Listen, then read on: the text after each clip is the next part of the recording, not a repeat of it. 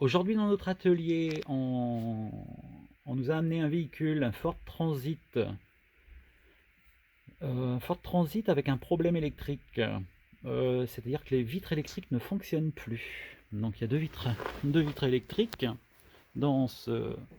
Et donc elles ne fonctionnent plus. On va constater, donc on établit le contact, et on voit ici ça a été démonté. Le véhicule a été testé, et puis pas réparé. Donc on voit ici la commande pour les deux vitres. Le chauffeur peut donc commander la vitre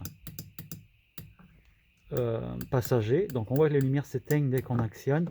Et ici, bruit, un bruit électrique lors de l'action du bouton. Le bouton est neuf, ils ont remplacé le bouton. Ça ne fonctionne pas. Donc l'ancienne commande est ici. Ça n'a rien changé. Le diagnostic n'avait pas été correctement fait. Et donc sur la vitre côté passager, on a également rien.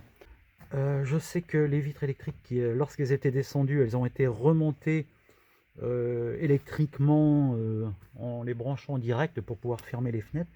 Donc là, on va utiliser, nous, le schéma électrique pour essayer de comprendre comment ça fonctionne. C'est-à-dire par rapport aux symptômes, par rapport à la compréhension de notre schéma électrique, on va déterminer les étapes, les différentes mesures dans l'ordre que l'on va effectuer. On va émettre nous aussi nos hypothèses par rapport à la compréhension de notre schéma électrique. Donc à l'étude du schéma, comme d'habitude, ici le schéma, on utilise des couleurs pour se repérer. Et on voit donc l'alimentation d'un relais. Lorsqu'on établit le contact, le relais et la partie commande du relais est alimentée et le plus est acheminé au bouton. Donc on essaye de chercher au fin de compte quelque chose qui est commun aux deux vitres, c'est-à-dire soit une alimentation, soit une mise à la masse. On sait, en vérifiant le fonctionnement ici, qu'on a besoin de la liaison filaire entre les deux boutons. C'est-à-dire que lorsqu'on actionne une commande, on passe dans le deuxième bouton au fait pour revenir, pour aller mettre à la masse ou pour diriger un plus. On sait que les moteurs, pour fonctionner dans les deux sens, c'est par inversion de polarité. Alors, vu que le bouton est démonté, on va utiliser, nous, on va faire des mesures. On veut vérifier que la tension arrive bien ici lorsqu'on établit le contact et que la mise à la masse est correcte sur ce bouton.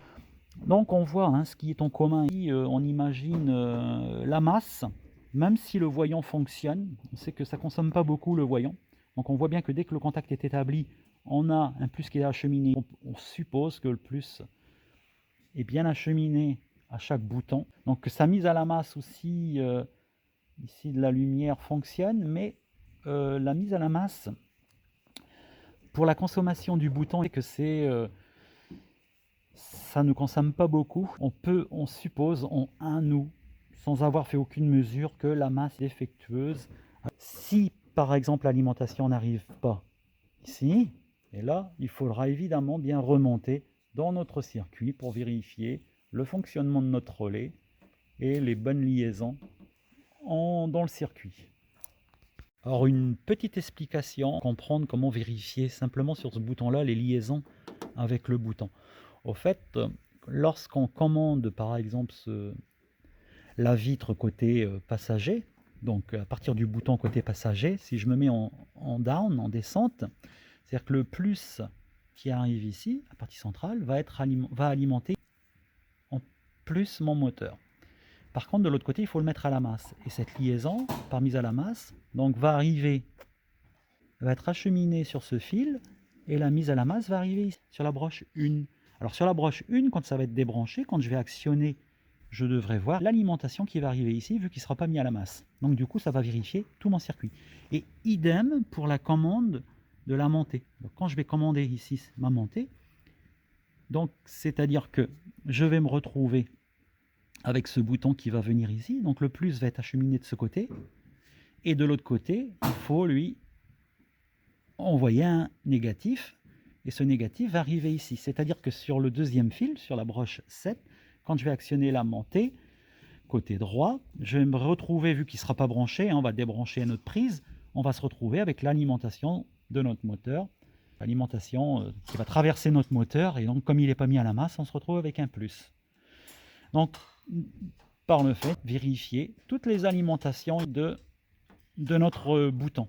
Donc, on va simplement, en effectuant les mesures au niveau du bouton et une commande appropriée sur le bouton côté passager, on va déterminer si les liaisons sont correctes.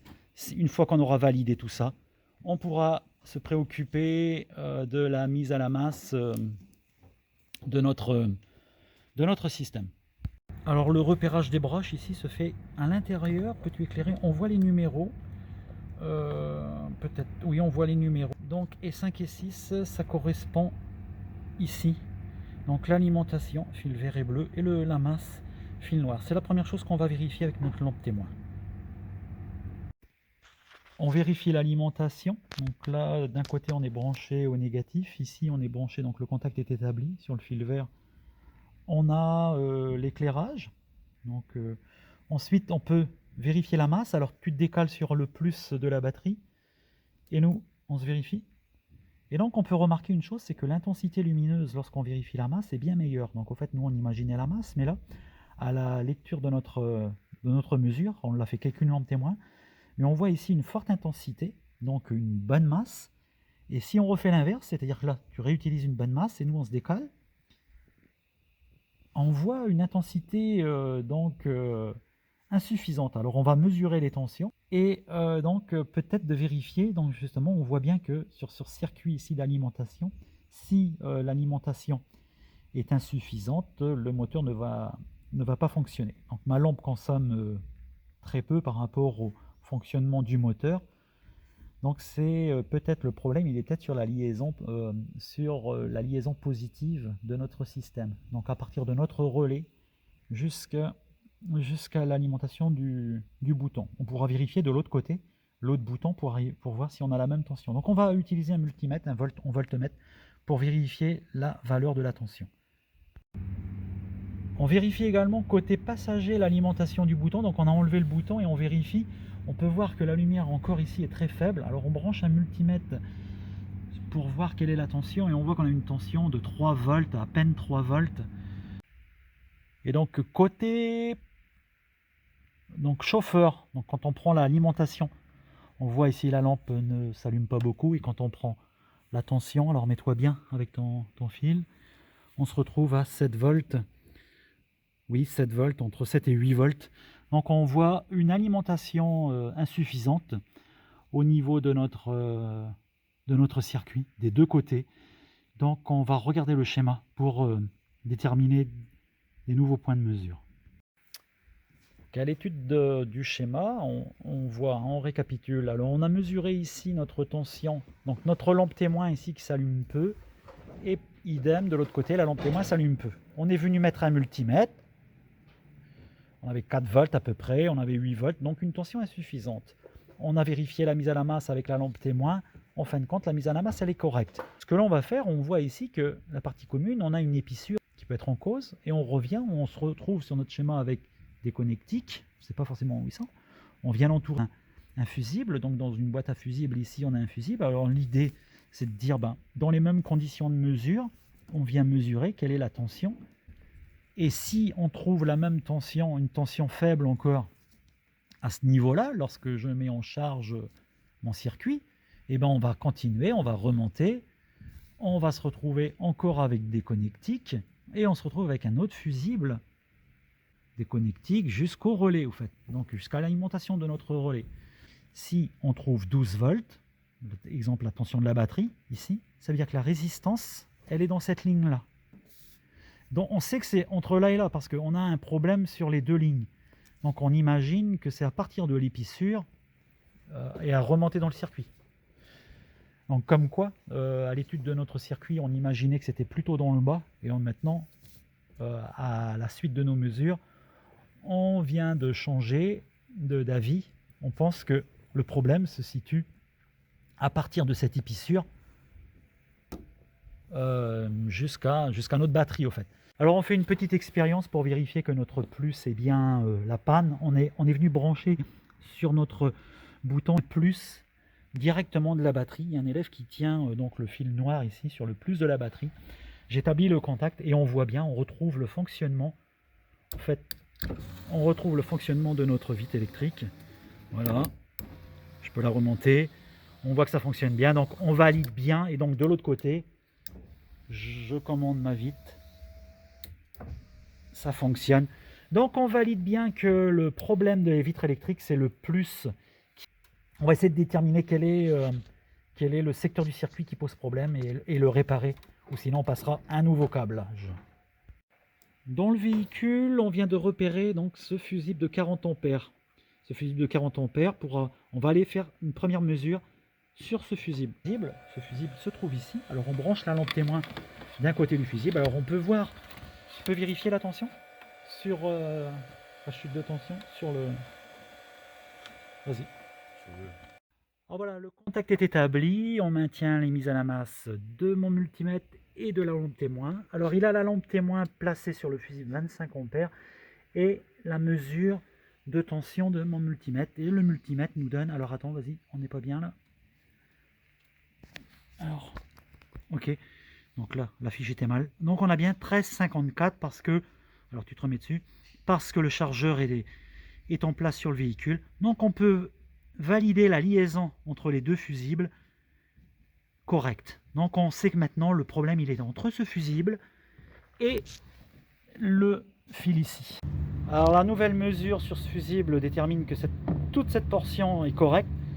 Donc la liaison défectueuse, vu qu'on a les problèmes sur les deux tensions, on imagine bien ici. Donc un petit point sur la situation, donc des vis difficiles à avoir parce qu'il y a de la corrosion.